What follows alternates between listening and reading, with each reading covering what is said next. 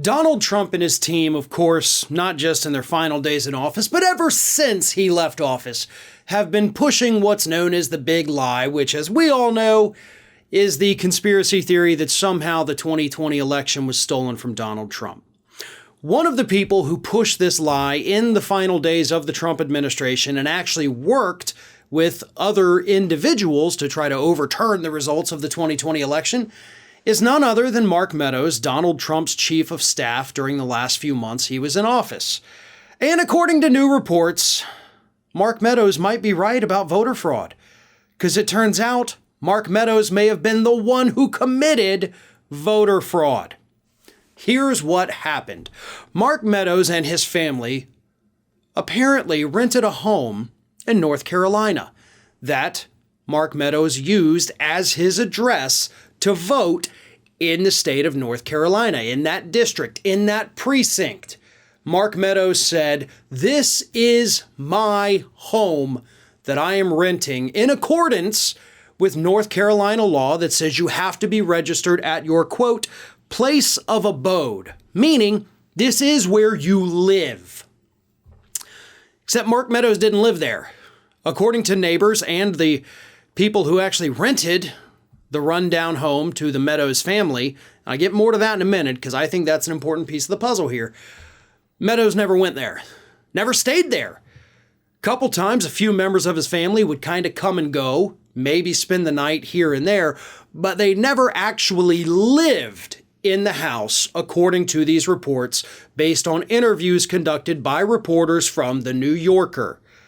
But again, Meadows himself, they said, never once even stayed the night there, which of course would run afoul of the place of abode residency requirements to vote in that particular district, which of course, if true, would mean that Mark Meadows committed voter fraud.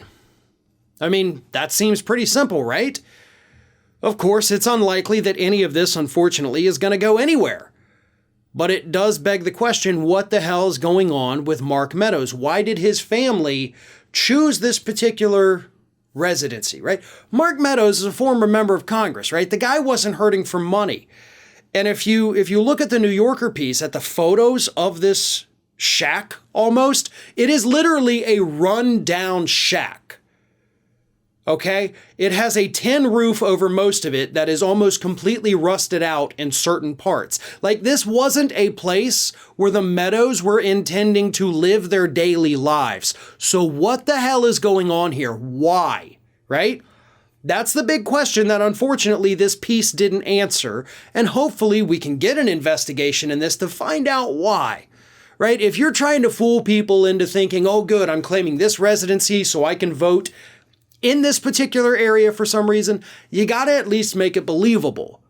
Like, I don't think Mark Meadows is gonna be living in a rundown shack with a rusted out roof. That's not a thing that happens.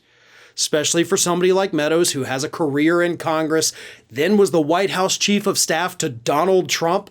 No, he's not living in a rundown shack in North Carolina. Sorry, I don't believe that for a second.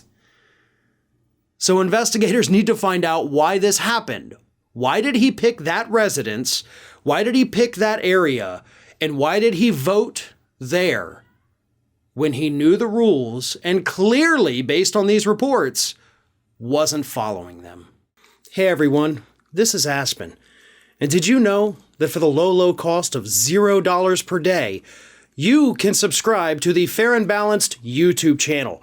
We also encourage you to like, comment, and share. But again, click that subscribe button and help Aspen not be so grumpy.